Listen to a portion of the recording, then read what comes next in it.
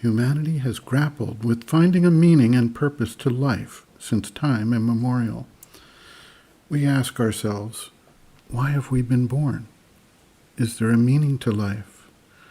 What are we here to do?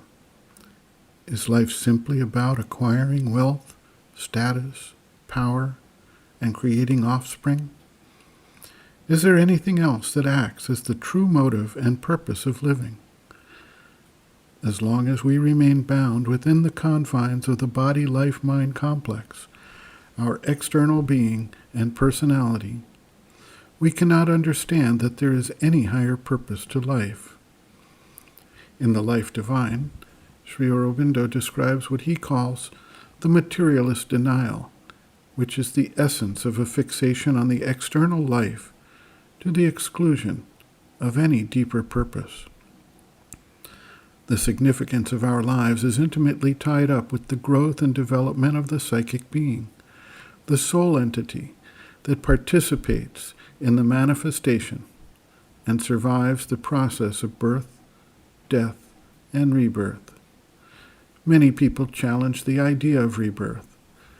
In his book, Rebirth and Karma, Sri Aurobindo explores the various objections, alternatives, and substantial factual and experiential basis for the existence of rebirth and its role in the evolution of the psychic being across multiple incarnations. He further explores this subject in various chapters of The Life Divine.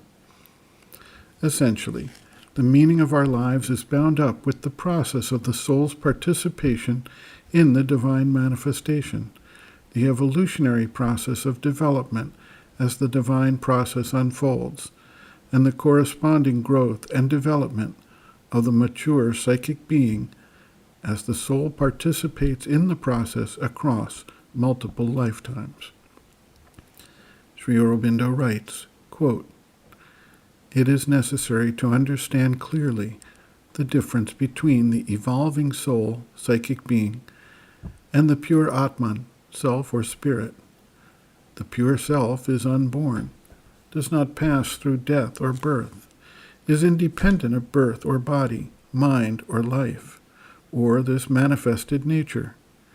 It is not bound by these things, not limited, not affected, even though it assumes and supports them.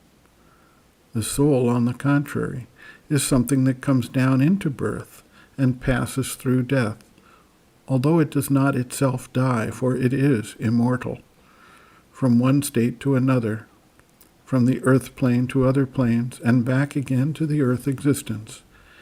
It goes on with this progression from life to life through an evolution which leads it up to the human state and evolves through it all, a being of itself which we call the psychic being that supports the evolution and develops a physical, a vital, a mental human consciousness as its instruments of world experience, and of a disguised, imperfect but growing self-expression.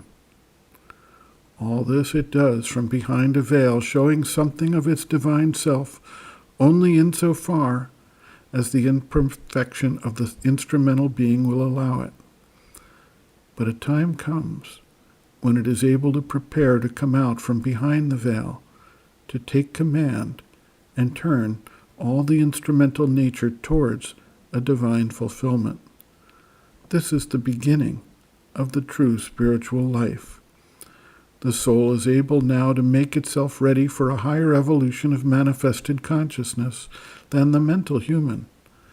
It can pass from the mental to the spiritual, and through degrees of the spiritual to the supramental state. Till then, there is no reason why it should cease from birth. It cannot in fact do so. If having reached the spiritual state, it wills to pass out of the terrestrial manifestation, it may indeed do so, but there is also possible a higher manifestation, in the knowledge and not in the ignorance." End quote.